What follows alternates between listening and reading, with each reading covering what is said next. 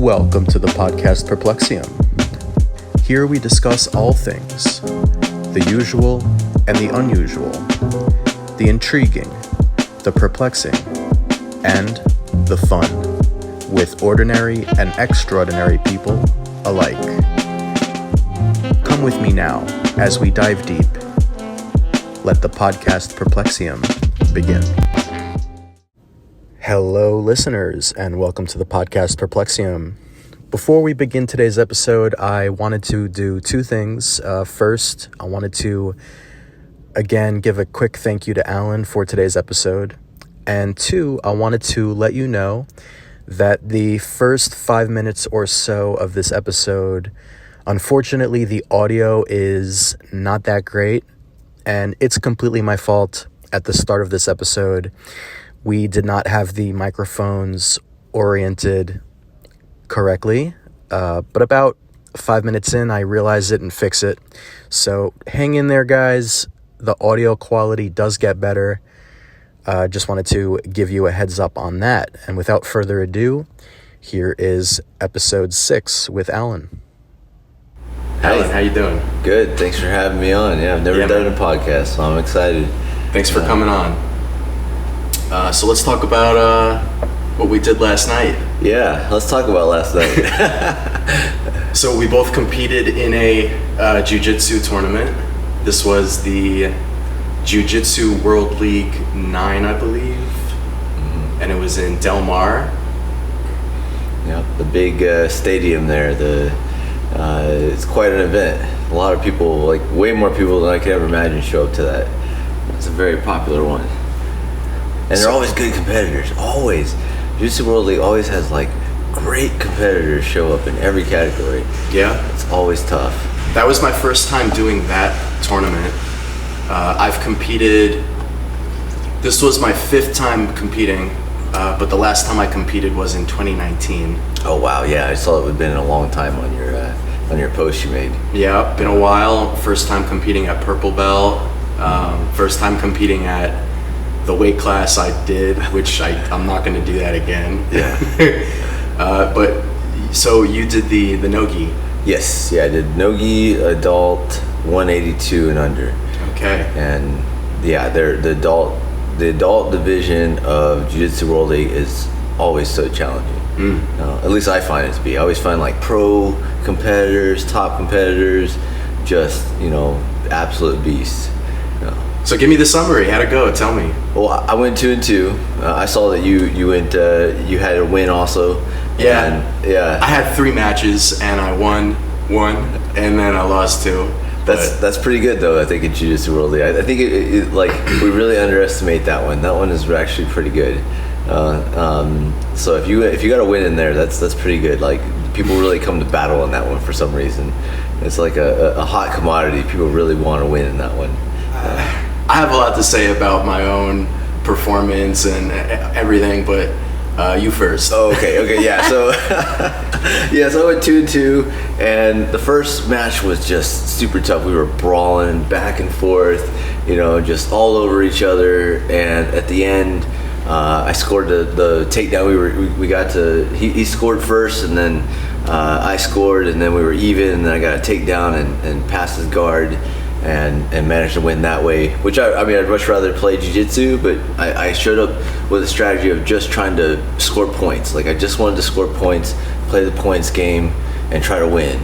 And then the next one, I lost on decision, which was just baffling because at the end I had a front headlock. I was pulling him down to the ground and nothing else happened. We were just wrestling back and forth, and that was disappointing. Then the third one was by decision. We were wrestling back and forth. I pulled front headlock a couple times, and then that was it. And then the third one, this dude was so tall. He was so tall. He ankle locked me and literally picked me up off the mat. And I was like, okay, I'm just gonna tap because I don't even know where to go from here. Yeah. So it's one thing when they're really tall. It's a whole other thing when they're super tall and super strong. Oh my god, forget it. Yeah, that was him like perfectly. He was like super tall and surprisingly strong for like how tall he was. Yeah, because tall I can handle. And for your game, because you like to go for the takedown, it's probably you probably like when they're tall. It can be, unless they're super strong, then they can keep you away, and then it's like trying to shoot in on like an octopus or something. It feels like they have more arms than they really do. It's frustrating. Yeah. It sounds like you and I had opposite strategies. Opposite, yeah. You wanted to play jiu-jitsu? Well, because I'm a guard player. I made the decision to pull guard all my matches. Which my second match, it was perfect. That exactly what I wanted to do.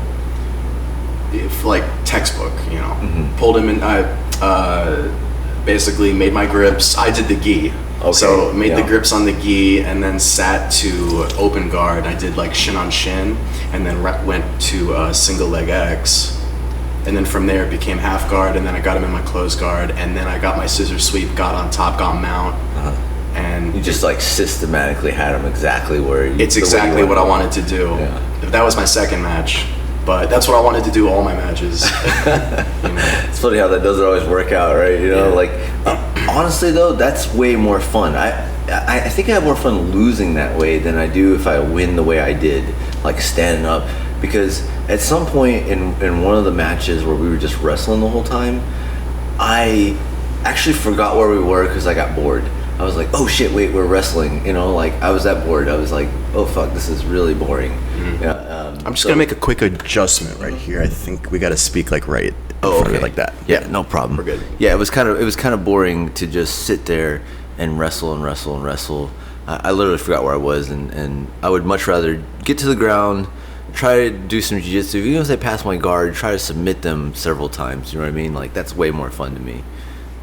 But that doesn't get wins, and so I was trying to really play points today or yesterday. Yeah. Cool. Now you've competed quite a lot so far. Yeah, I'm competing so much, almost every weekend. Wow. Yeah. So you've lost count at this point. Oh yeah, I have no idea. Yeah, it's a bunch. Super cool, man. Yeah, thanks. Yeah. Well, while we're on the topic of jiu-jitsu, why don't I ask you, how'd you get into it? Oh, well, I always loved martial arts, and I did karate as a kid. I was a black belt in taekwondo, very competitive in taekwondo. Won state in 2003 in my weight division. Fought in nationals. Got accepted to the Army team and actually broke my jaw right as I got accepted. Oh my god! So I didn't get to fight for the Army, but that was something I really wanted to do. And then just started getting really interested in MMA, and then the Army had a combatives program, which is just basic jiu-jitsu. So I took that course and realized, like, oh my god, I don't know anything about the ground. This is scary. Around what age were you? I was 25. It was 2005. So and it was really interesting, but it taught me enough just to keep guys off me, and I thought I was good with that, because I love striking. And I entered a jiu-jitsu tournament that next year after doing like a year of jiu-jitsu. And the way the tournament worked in the Army is if you win with what we had, instead of the gi, we had the uniform. If you win that first match, then you are allowed to start slapping.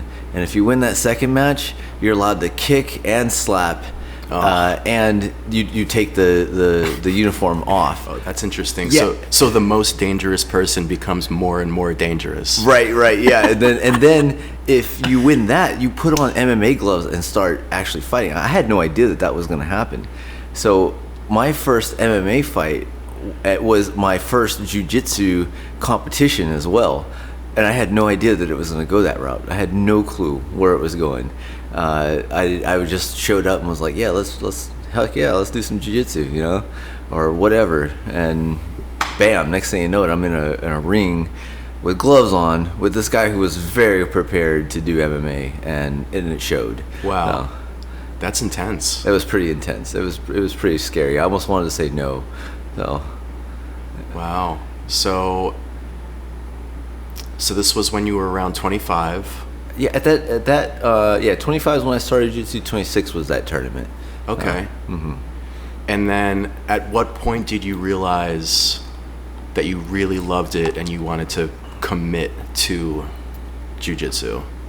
I think in my early 30s, so probably like 34, right around there, 34, 35, when I was getting out of the Army, and I started training jiu-jitsu at Gracie Humerta or whatever it is down here. Humerta? Yes. Yeah, I don't even know if I say it right. I have no idea how to say it. I still to this day don't know how to say it. And I was like, I really want to do this. I'm really enjoying this.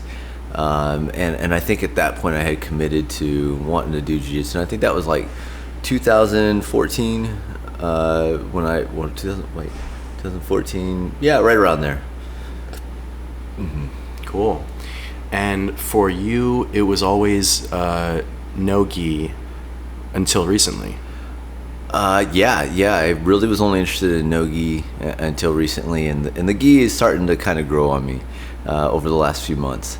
So, but yeah, I really, up until recently, it's been hard to even fathom wanting to do the gi. Very cool. So, Alan, I remember meeting you for the first time at 10th Planet. Mm-hmm. Yeah, we were both over there. Uh-huh. Yeah. When about did you join 10th Planet, and you were a blue belt when we met? Right, yeah. Well, I think we were both blue belts at that time. Yep. And I joined 10th Planet in the summer of 2019, after finishing residency in Texas. I was so excited to go to a place that just did all no-gi. I drove across the country from Texas to California, didn't even offload my car, and showed up to jiu-jitsu that day at 10th Planet, and that's where I saw Sloan and Gabe and Boogeyman were all there, and I was like, oh gosh, this is the real deal. Mm-hmm. So yeah, that was my first night walking into 10th Planet. Cool. I remember the first time I rolled with you, I very quickly learned that you are a leg locker, and yeah. I think that's still the case. I still enjoy leg locks. Yeah. I'm trying to vary it up and do other things as well, but I find when I get frustrated, and you're frustrated to roll with, because you got a good game. You're slow, you're methodical, and I'm not. I just want to like get in there and like do things, And when I get frustrated, I start resorting back to leg locks. So you and me end up getting in leg lock battles because you frustrate me because you're very methodical and I'm not. So. It's funny, man. That the good match I had yesterday, the dude was, once I got him in my closed guard, he was so frantic, and that's what I want. Uh-huh. Like the moment I felt his energy just like nervously, anxiously flailing about, not making like, that gives me that reassurance that I could be cool, calm, and collected, and he's in my pond. And yeah, that's it's funny you say that, because I usually I don't even think about it. It's an energy thing. I don't know. I feel like you know where you want them, and when you have them there, then you start really getting excited. I can see it on your face. Yeah. I've seen it on your face with me a few times. I was like, oh man, I don't want to be here. And that's generally when I sit back and try to get away my upper body away from your upper body and start playing legs. Mm-hmm. Who in jiu-jitsu would you say inspires you the most? Oh man, who inspires me the most in jiu-jitsu? I don't know that I have just one person who inspires me the most. I'd say it's like people in certain areas inspire me. You know what I mean? Let me ask you this. We'll start with this one. In terms of style, like in terms of like technical ability, or maybe just someone that's fun to watch. Who do you like? Oh, well, I'd say in terms of like technical ability, ever since I've met Sloan, my coach Sloan, then I've been like, that's how I want my game to look. That guy's unstoppable. And if I have to like watch somebody and get excited though, it's Andy Valeria. He just competed in ADCC, right? Yes, yeah. Okay, I actually don't know that much about him. Yeah, he's exciting to watch. Like I think his technique and Sloan's are very similar, but he likes to go and he likes to add some flashy things in there, and I think that's why I like it. You know, it's like Sloan's kind of, you know, hey, stick to the basics and make this work. With Andy's like, hey, I can also jump over your head and throw my leg behind you and end up getting you in this, like, how in the world did you get both legs behind my back and make me like a pretzel, you know? That's pretty exciting. So the two of them to me are a lot of fun to watch. How about you? What are your inspirational or your jiu-jitsu inspirations?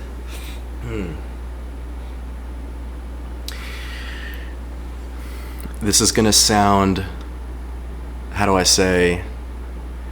Well, we're both members of Legion, right? Yeah. And the head coach, head owner of Legion is Keenan. Yeah. But actually, when I was just starting jiu-jitsu, at the time, back in 2015, 2016, the guy that I would constantly see on YouTube was Keenan. And he has this tall, lanky guard style that for me was so entertaining to watch. And when you listen to him speak when he's being interviewed, you can tell that he's intelligent. You can just tell that, like, you know, the guy can, like, you know, solve a Rubik's Cube and play chess, like, super well. Like, you could just tell. And I always related to that, and that was a style that I always wanted to emulate. Yeah. He's a brilliant guy. Yeah. Yeah. So I gotta say Keenan, still to this day, but Keenan in the early days, that's my first immediate answer. Yeah, but there's some more. Yeah. Just blanking out. Yeah, no, he's a good one. Yeah, I think that adds into what I look at people as well. Like I can't just look at their jiu-jitsu and say that's what I like. It's like their personality goes into the equation, you know, their like energy, their, you know, what kind of person they are, you know, all that gets added in because you know, like it's more than just jiu-jitsu at some point, you know. Yeah. Actually, for me, personality has a lot to do with it too. Like, I'm gonna give you two names of people that really inspire me. One is Kurt Osiander. You ever heard of him? No. So he's kind of out of the game these days. He's been really injured and you know, kind of aging. But he's a coach now. He has his own academy in San Francisco. I'm trying to grow my hair out long and curly, and he's got it like fully fledged. He's got the full on curl. Yeah, but I've always admired how wild this dude is, and he's just reckless. He's hilarious. Yeah. You know, he was on like Anthony Bourdain. Oh, that's interesting. Yeah. Because for me, jiu-jitsu is an art, and the mats are like a canvas, and we're like the painters. You know. Yeah, that's a good way to look at it. Yeah. That is kind of how I see it, and I admire people like Kurt, and I'm also gonna say Majid Hage. I actually don't know how to say his last I know name. who you're talking about. Yeah, I just love how he's interesting. I just love how chill he is. Yeah, like he's like just so relaxed, and he's always trying to be like a good dude, you know. Yeah, like because I know he surfs too. But I've seen him roll in person. Like I've been on the mats with him. Yeah, and that's the kind of style I want. Actually, like I want to be so chill. You know. Yeah, I see that in you. Yeah, you do, and that actually makes you a little more frustrating. Yeah, because you are always like chilling, no matter how bad things get. Well, to my own detriment. Sure. Yeah. But it was the first time I saw that, I was like, "What is this? Stop! You know, like make a face, do something." You know. I think breathing has a lot to do with it. You know, because if you can control your breathing, if you can make your breathing super slow, then when your opponent feels your breathing, does something to them, kind of psychologically. Yeah. They're like, why is this guy breathing so slowly? Something's up. I definitely was. The first time he rolled, I was like, what is going on here? You know, like I have not rolled with a person that was like this, and I just kind of attribute it to that you were a gi guy before. I knew that about you, and so I was like, okay, he's trying to be very methodical, as I would expect from a good gi school, and I kind of liked it. I was like, yeah, that I need to implement some of that. So I think I started rolling with you more even after that. Yeah, that's true. The gi does kind of slow the game down a bit, and it definitely comes over in no gi, for sure. Alan, what would be some advice that you would give for white belts? Oh, geez. I'd say that there's going to be times where I was so frustrated being a white belt, because it feels like it just takes forever, especially after doing taekwondo, and it was like I could move through the ranks, I could get black belt, within like 4 years, and bam, next thing you know, I'm fighting some of the top competitors like 5-6 years into it. So here I am, years into white belt, and I'm still a white belt. People are barely throwing stripes onto my white belt, and it's like, oh my God, I don't feel like I'm getting any better.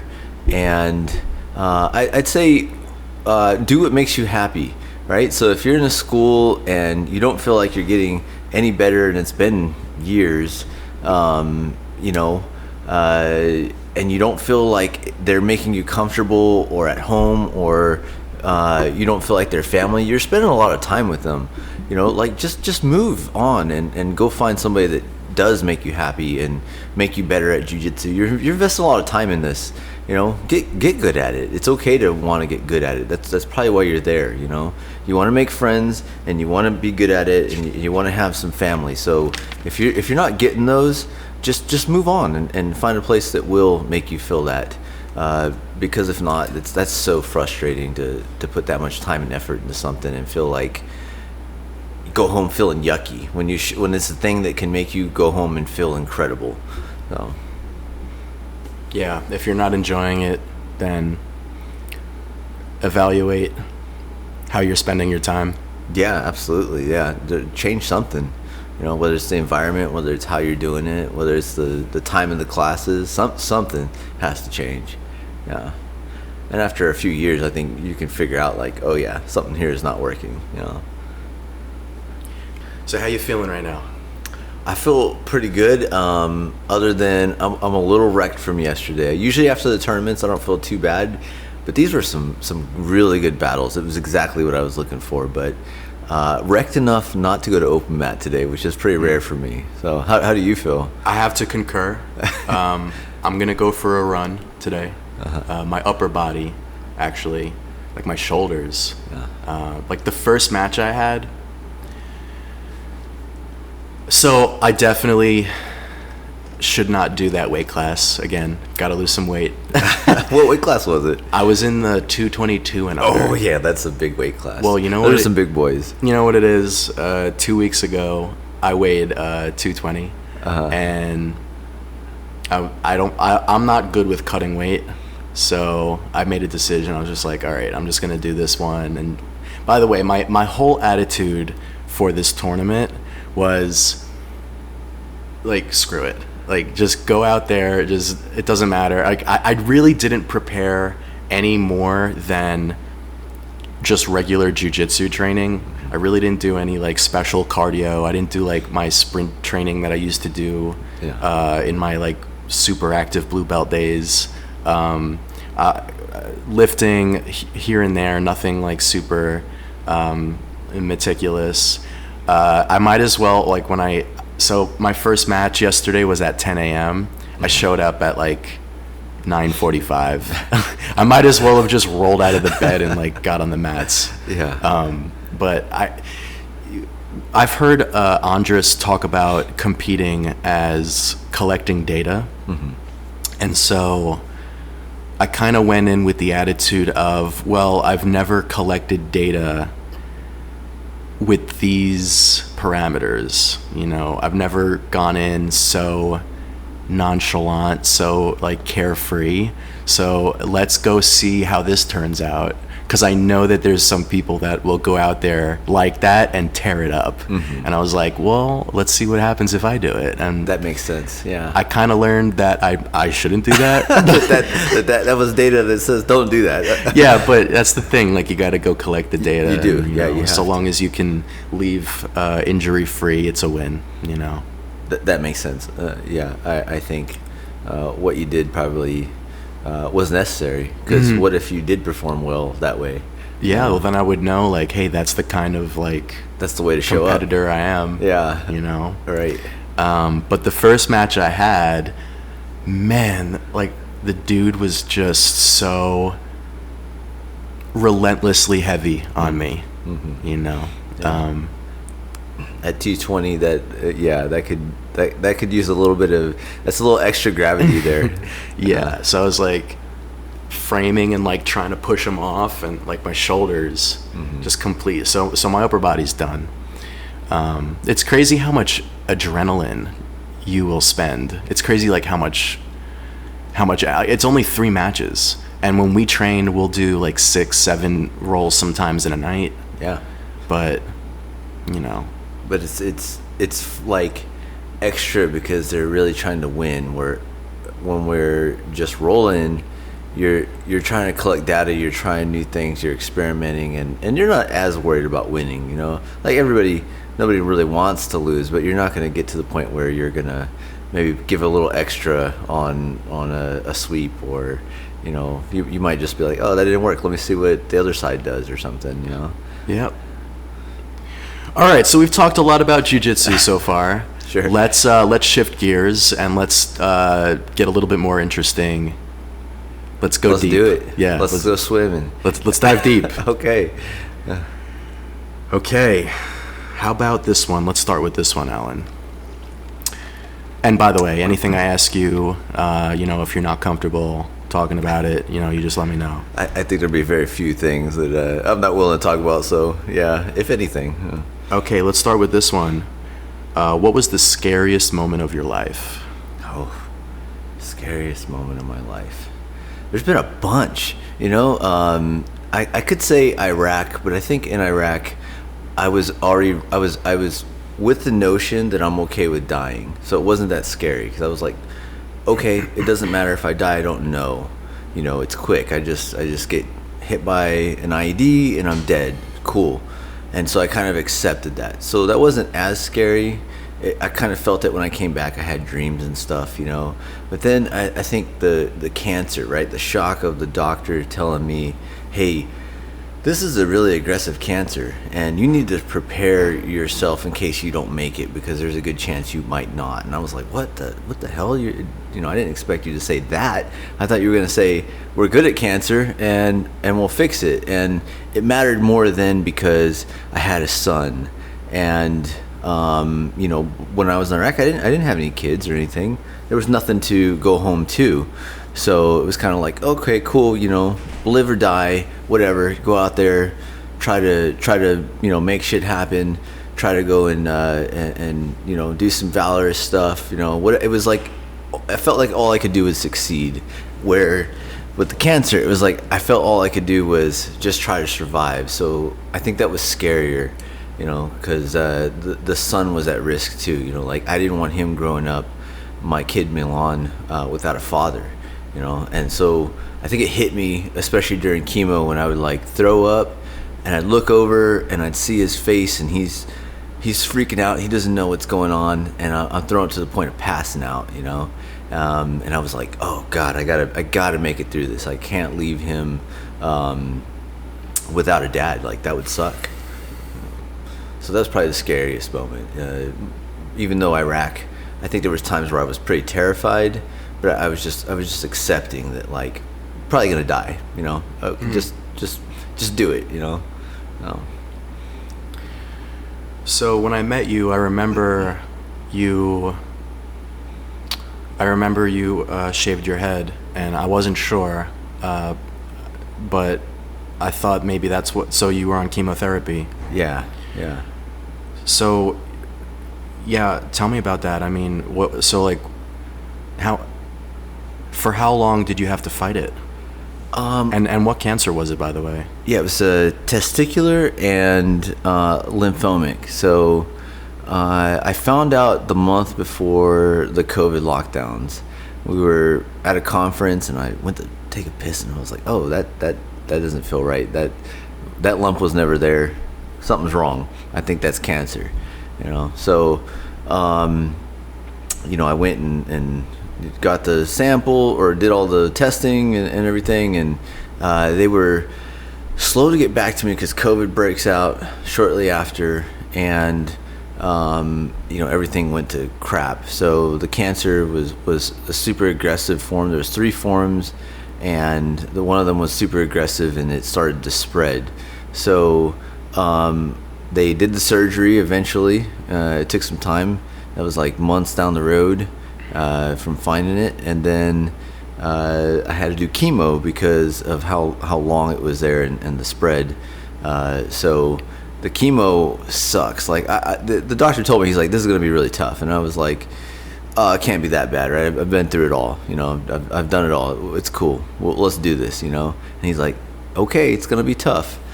And holy shit, he wasn't kidding. It was terrible. Like that hurt so bad. It was such a horrible feeling, and I now understand why so many people quit. Every morning we'd go in there, and people would just quit. They would have like a roll call, and they were kind of going down because I was always the first guy there, and I could hear them. "Where's this guy? Oh, he quit. Where's this guy? He quit. Oh, where's this?" And I was like, shit, I understand. I don't blame him. Like I was barely able to hang on till the end too, and that. So the chemo took, I think, 2.5, 3 months, something like that, and the first dose was the worst. It was a super strong dose, so yeah, it was pretty rough.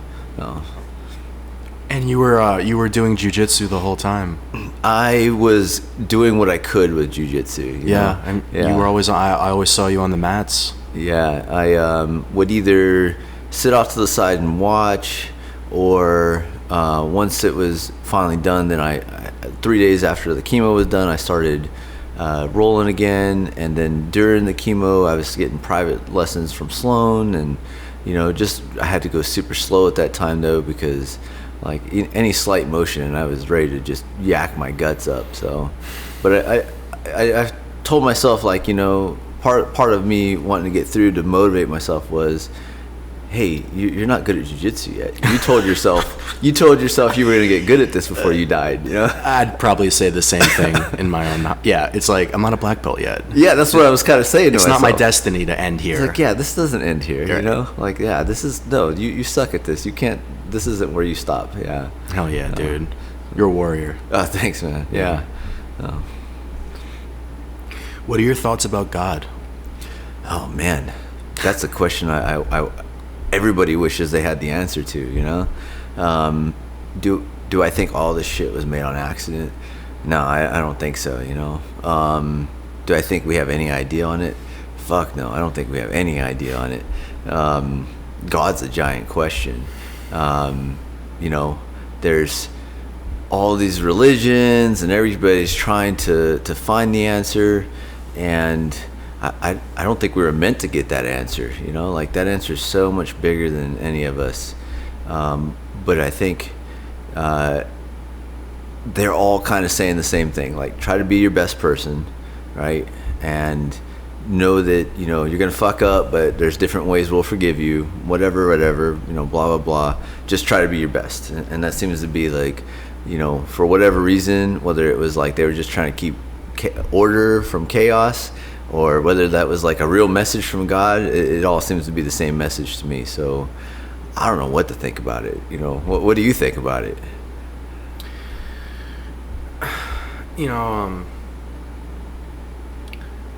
Up until the age of 18, I was pretty much atheist. It wasn't until a little bit later, actually, when I got to college, that's when my mind started to change a little bit, which usually isn't the way it works. Usually the opposite. It's usually the opposite. Right. Yeah. But today, I do believe in God. I think about God all the time. But the thing is, it's not for me like some man sitting on a cloud in the sky. Yeah. You know. Sure. The way I think of it is the source. You know. Mm-hmm. I kind of think of this world as the finite, and then God being like the infinite. Mm-hmm. And when I meet people, I see that as that's God, you know. There's some God in them or something. Yeah, like all of us. Mm-hmm. Like, because if God is infinite, then that means that God is all. Like, God is like everything, everywhere. You know what I mean? Yeah. So these days I don't think anything is without purpose. Mm-hmm. And now we don't always know what the reason is for, like, so somebody new comes into your life.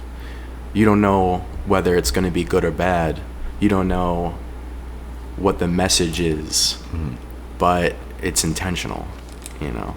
Yeah. And we can try to figure out what it is. We can try to figure out what the message is.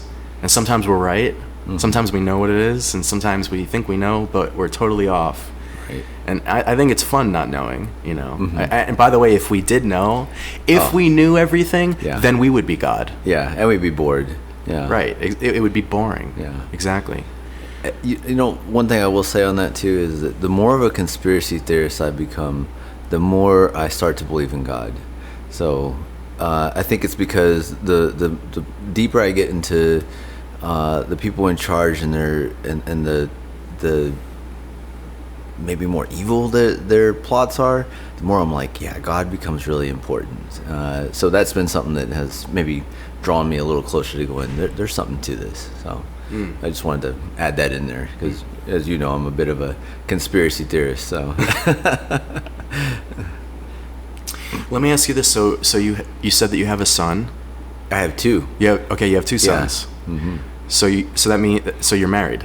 Yes, I'm married. Mm-hmm. Okay, so a question I want to ask you, something I'm curious about anyone who's married. Yeah. Is how did you meet your wife? Okay, so I'll tell you when I met her, I was not ready to meet a person. And I was in school. I just started my doctorate here in San Diego, getting out of the Army. And I met her on Tinder. Tinder was brand new. I'd never heard of it. And somebody in class was like, hey, have you ever seen this app, Tinder? And I was like, no. And I got on it, and she was one of the first people I met. And that's how I ended up meeting her. I just want to say I think that's cool. Because a lot of people, when you talk to them about dating apps, they will not have positive things to say. Sure. But here's an example. Yeah. You know? Sorry. Yeah, no, you're right. Yeah, I don't hear too many good stories out of these dating apps. So, and I think it's gotten probably worse just as I hear the feedback from people. Yeah, but you can meet someone, you know. Sure. Because there's real people out there, and there's real people on the apps. Well, you know. Yeah, but I think as people get out of talking to each other, there was something to walking up to people and being like, "Hey, you're beautiful. I'm very attracted to you. Like, I'd like to get to know you." You know, like putting yourself out there showed them something. Like, hey, you're worth making an effort for it, and you're right here, and so am I. And there was something to that, like my girlfriend before my wife. That's how we met. We met in person, and it was like, hey, there's something to you, and not saying that was better than this relationship or anything, but I think people have lost that, and at least it seems to be. I don't know. I'm not out there, but if they have lost it, that's a shame, because meeting people in person, you get the real them right then. Well, so I want you to hold your thought, because I don't want to derail too far from sure. Your original story, Yeah. but I do want to touch on this a bit. I think there's two things going on in today's world. Uh-huh. I think adult men are not as brave when it comes to approaching women. In Western modern American culture, I don't know how it is really in other parts of the world, but I can speak on how it is. I've lived in New York. I've spent some years in Florida, and I'm out here in California. And first of all, like it takes a lot of courage to approach a woman and just start talking to her, and then lead it to a point where you say, let's go on a date sometime. You know, like that takes a lot of courage, and I think it takes more courage than it should. Yeah. You know, so I think that a lot of men struggle with that, and then I also think that the other side of the coin is that maybe women are not like open to it so much. Like they're kind of like, or maybe they want men to approach them, but they're not signaling. They're not used to it either. Yeah, they're not like making it easy for men to do that. Who like good quality men who like have the balls to do that. Well, I think that's why the dating apps fail, because people aren't used to talking to each other, and men don't know how to talk to women anymore, and women don't know how to accept it. And so you get on these dating apps, right? And then it's like, oh, it's supposed to match up. I guess I don't have to do the talking and the fun, and that part's missed. And so the practice isn't there either. You have to know how to talk to women, and women have to know how to accept How to receive it. Yeah, absolutely. Which, I mean, the burden falls mostly on the men, because you have to be somebody that a woman would want to talk to. But for the most part, you know, both have to be accepting of their part, and there's no practice there. So I think something's lost in that exchange through the dating apps. At least that's my theory on it. Like I said, I'm out of the game. I have no idea, but it seems to be what I see. You know? All right, cool. So that's how you met her. Yep, on Tinder. So here, while we are on the topic of men and women meeting each other in the modern dating market, so like what are some advice you would give for young adult men on finding a good woman? Okay, well, you know, I would, well, first of all, the background of me and women, I was, so I gotta to back up and then explain how I got here to this, you know, final form of what I think about it. So I was very abused as a child, and didn't have much connection with people. So when I first started meeting women in my early adult stages, it was, you know, just kind of like a sexual relationship, and I didn't really put anything into it because I didn't understand how important those connections were. But that led me to understand just how important those connections really are. It is super important who you are meeting and spending your time with. And if it's not a good match, find that person who is, because there's, to find a woman who is smart and beautiful and kind and wants to agree to whatever part you want her to agree to, and have kids with you and be with you all of your life, dude, you better jump on that, because you don't know how long that's going to last. You don't know how many of those you're going to find, and you shouldn't squander that opportunity. So if you find something like that, you better take it. And that's my advice to young men. Don't play around with this. This is not something, it seems like it's a fun time, but it's really not. Like, it's very serious. You have to take it serious, and you have to realize that when you do find that good match of a woman who's willing to give you that, dude, you better seriously consider it. And if it's not the one, you better go find that one that is, because life is too damn short not to. And you only have so many chances to connect with people in life. You got your parents, you got a significant other, and you have your kids, and that's it. Everything else is just kind of secondary. It never will have as much meaning and connection, and you better not lose those opportunities. So as a young man, as much as that sounds like very odd advice in this time and age, that's probably the best advice I could give you. You better get on that and be serious. So don't play in that department. I understand it's so tempting to, and I did for the longest time. and it's still tempting to. If you have a working set of genitalia, it's going to tell you, go after this, go after that. It's just the way that the biology works. But don't lose that. Don't lose that opportunity to find that right woman. You better really take that serious. It's one of the few connections in life you're ever going to get that's that meaningful. Well said. So you are a therapist? Yes. Mm-hmm. Yep. Doctor of clinical psychology. First of all, I nod my head. I salute you. Oh, thank you. I applaud you for that. Yeah, that I really admire that. What got you into that? Let me ask. So, was that something that you always wanted to do? No. I started off in the Army, having no idea what I wanted to do, just trying to make it, and got really involved in the Army. Just wanted to run shit over, blow things up, typical stuff. Move up, jump out of planes, become a colonel, and retire. And then I ended up getting an honorable discharge, and they were saying, "Hey, we're done with you. You need to leave the Army." And I was like, "What? Now what do I do?" So I applied to this doctorate program with the intention of actually joining the CIA to interrogate people and get back into the game and play war games again, basically. And thought that therapy was bullshit, and thought that psychology was full of crap, and I just wanted to go and pretty much just get myself back in the game. But they force you to go into therapy yourself whenever you join these programs. And after about 10 sessions in, I was like, uh-oh, there's something to this. And we were in my first semester, we were in a PTSD class, and I was like, oh shit, all those things.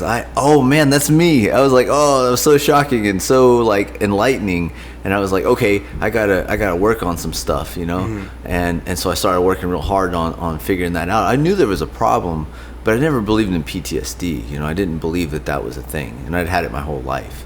Just because childhood was rough, the Army was rough, combat was rough, all these things were super rough, and it forced me to fix myself. I ended up becoming good at it, partially because I had to get my own answers. I had really bad PTSD at the time, and so to learn how to fix that and get all those answers has helped me get answers for other people that had PTSD, and now I run a PTSD clinic. And it's very successful.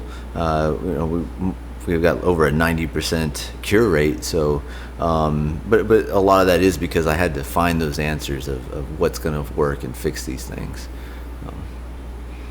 So needless to say, I gave up on the thought of getting back in the game. I was like, oh yeah, there's something to this really working.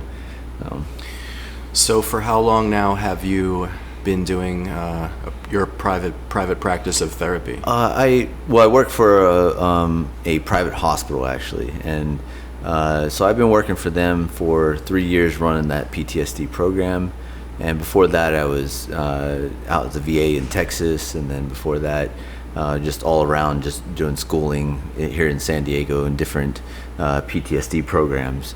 So 3 years as the clinical director of the Institutes of Health, so here in San Diego, so which is in-person and telehealth practice. So. Very cool. Something I often hear in some of the podcasts that I listen to is unless you are a therapist, you are nobody's therapist. Do you agree or disagree? No, I'd say a lot of these guys who have been in therapy for a while and seeking their own answers are doing a great job. Have you ever heard of Eric Urisk, I think his name is? No. Dude, he says some profound stuff, and he's an absolute killer. He's not a therapist.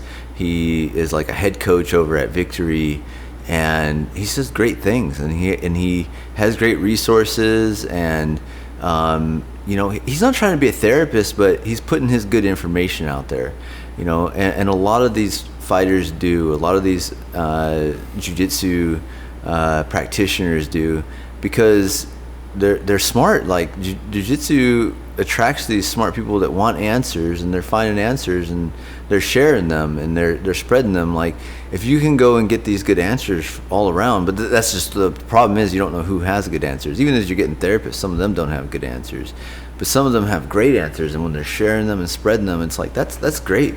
Keep doing that, and we're really lucky whenever somebody does share some of those things. There's no need to just say therapists have the only answers. Like, that's ridiculous. Mm-hmm. Everybody has some sort of good answers. Do you listen to podcasts? Yeah, I do. Not as much right now, just because I've been really busy. But I do like Jordan Peterson, Joe Rogan. The Jiu-Jitsu podcast. There's been a few conspiracy theorist podcasts, and then like if a friend makes a podcast, I'll try to listen or something. Okay, so you brought up conspiracy theories a couple times. Oh yeah, do you want to talk about? I don't have to or whatever, but well, how about this? Tell me your favorite one.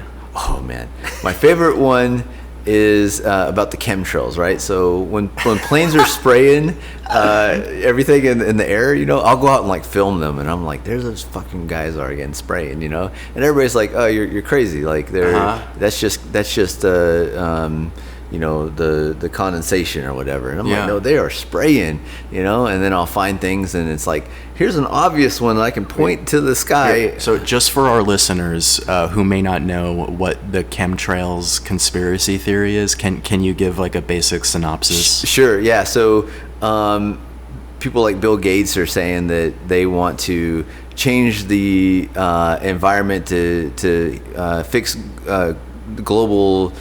fix the environmental crisis, right? And so they're blocking out the sun is what they're saying. Yeah. But it's really not. They're spraying all these cities with these horrible chemicals. It's like aluminum and sulfuric acid and all these things that cause dementia and other issues in people, and it's really taken a toll on us. But even though he says things like that, and other people have come out and said these things, nobody believes it, and it's kind of like, I try not to get too wrapped up in it, but when I see them like spraying right over my house, or something, I'm just like, God, can you just leave us alone, like, I don't want that shit in the air, like, just take that somewhere else, like, we didn't ask for this. So that one's probably my favorite, because it's like right there in front of us, and when I mention it, most people say, you're ridiculous, that's not, that's not a chemtrail, I'm indifferent on this one. There's certain conspiracy theories that when people start to talk about them in front of me, I have strong opinions on, and I'll have like an emotional, like visceral reaction to. Yeah. I'm like, hey, but there's certain ones that I'm honestly just so ignorant about that I could lean left or right on it. Sure. I could be neither here nor there about it, and something like this wouldn't shock me. I'll put it that way. Yeah. And I admit that, like, I don't know, I could be wrong, but when Bill Gates talks about it and says, yeah, we're purposely blocking out the sun, then there's, at a minimum, they're spraying, when he says these kind of things. So, but who knows? I only know what I'm gathering, and, I absolutely say I could be wrong on all of these, not just one of them, So I'm open to it, What is a hidden talent that Alan Acre has? Hidden talent. Oh man, that's a good one. Well, my wife often tells me that like I should do stand-up, but I disagree with her. Like, I think I could be funny sometimes, but stand-up, like, that takes effort. You know what I mean? Like, you have to really prepare, and I don't know if I could do that, but I can be pretty funny sometimes. Mm-hmm. So funny that like I'm I got to be careful where I'm going with it. Like, your strengths are your weaknesses, and being funny can be hiding pain as well. And I got funny because life was horrible for so long, so you started laughing at it, so my strength is also my weakness there, right? So I can be funny, and then sometimes I'm like, holy shit, I'm really like torturing this guy. I'm being funny at his expense, and that's not cool, you know what I mean? Like, I don't like even roasting, see it. Yeah, it's like I wasn't trying to roast you. It just I got so in the habit of being able to roast people or situations or whatever it may be that like I didn't even realize like, man, I'm really fucking turning on you. Though if you do a stand-up situation and you have a crowd, you have a full room, it's fun sometimes when there's like that one person in the front row that you can sure. Yeah, you can really pick on him. Yeah, and they'll usually roll with it. Yeah, totally. But that's an appropriate situation. It's inappropriate though whenever it's like, dude, this guy, like, he barely knows you, and you're new to Legion, and you're over here just fucking. He's sweating because you're just coming down on him so hard, Yep. Any other hidden talents?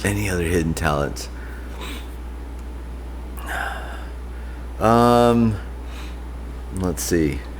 I think I'm pretty out in the open with everything, so I wouldn't say anything's too hidden of a talent. I try to be a pretty open book in everything, I don't try to hide flaws or anything, so if I can do something well, you'll probably see me at least try to post it or something, or say it, or not be afraid to let people see it, but nothing. I think I'm already spread too thin as it is. It's like, okay, you're a doctor, you're doing jiu-jitsu. It's like, any more talent, there wouldn't be room for my kids. So, not talent, but any more attempts at talent, any more, effort at trying to do these things. So, yeah, I wouldn't have any time for them. So, if that makes any sense. Okay, last question. Sure. For today's episode, and it's a big one. Okay. And you do your best to try to give an answer to it. Yeah, I'm down. Alan, what would you say is the meaning of life? Whew. Oh man, the meaning of life is just so much bigger than that maybe the meaning of life is to not even get to that question. That the meaning of life is to be okay with everything that gets put in front of you, and even your failures, their successes, and to maybe just try to make those connections that are important and not be afraid of those. I feel like we're so afraid now to start families because there's like, oh, I gotta be this successful person. I have to do all these things. I have to make all these accomplishments, and yet there's no way that that's not a huge part of the meaning of life. There's just no way, because those connections are so powerful. When your son looks up to you and says, "Dad, I love you," and you can't even do any wrong. Like, he just genuinely loves the heck out of you, out of me, no matter what I do, right? And that's a lot of meaning in that. So, meaning in life is just doing your best at these connections, not being afraid to get in there and do all these things that are terrifying. It's terrifying for us to go out there and compete and look like fools, Mm-hmm. Yeah, try to do something that scares you a little every day. Yeah, right? Like, don't be afraid. Yeah, overcome that fear. I think that's it. Overcome the fear. Don't worry about what people want you to be. It's more about what you want, and don't try to have this long-term goal that kills you. These long-term goals that we have are ridiculous. They're kind of our enemy. Yeah, sometimes we get caught up in playing the game. Yeah, right? It's an artificial game. It doesn't even exist, and then we lose what's really important to us. So, don't be afraid. Don't listen. Don't make other people your model. Just don't even worry about the meaning of life. Go out there and just live and fuck up. Don't be afraid to. Get in there and just fuck up. Enjoy it. And that's how you're gonna succeed. That's how you're gonna get better. Well, you and I both do that. We just go in there and fuck up and come back in and fuck up again, even better. Send it. Yeah, exactly. What would you say the meaning of life is? I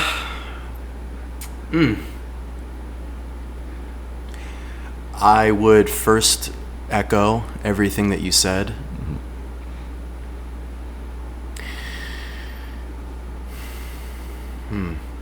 A wise man once told me that there's only two things you ever have to do.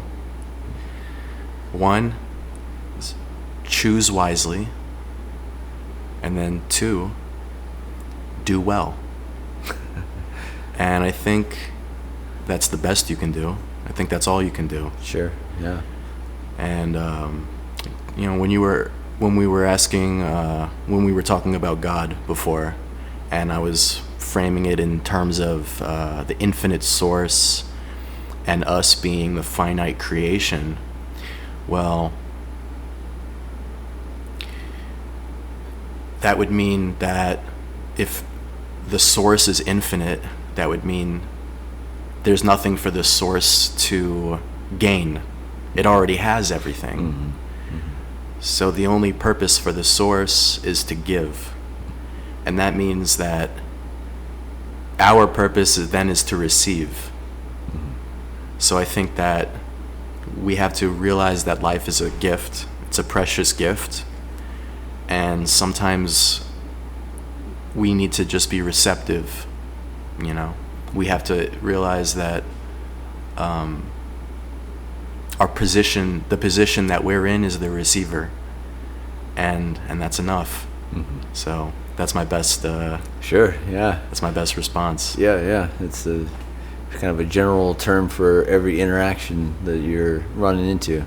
Mm-hmm. Just try to be your best open receiver and giver. Yeah. Oftentimes when people are asked this question, they'll talk about like love. They'll be like, love is the answer, and I don't know. Like, that's all true. It's true. It is true, but it's a little corny. So I don't answer with that. I mean, love's important, and it's like, I think sometimes we're too stuck on this like perfect love, and nothing's perfect. You know what I mean? Like, love is a good fit and growing in a good direction together. Mm-hmm. But you can't be alone. We're not islands. So that's true. It's part of the equation, I think. Yeah. And even like my response of the giver and the receiver. Well, that's love. Sure. Right? Like the infinite source giving to the finite creation, and us being in the receiving position. That's love. It's also intimacy. The more that you're giving and receiving, like that's an intimate connection, and the deeper you give and receive, that's a very loving connection to make.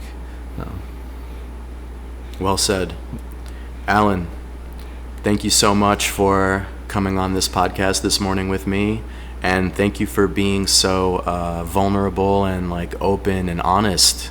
I really appreciate all your genuine answers and insights into your own personal life and history and experience. And man, happy to share the mats with you, brother. Thank you, Dylan. Appreciate it. Thanks for having me on the podcast. Cool. I really enjoyed it. Anytime you want to come back on, just let me know. Yeah, awesome. Yeah, I'm always down. So cool. Had fun. Yeah. All right, brother. Very cool. Thanks.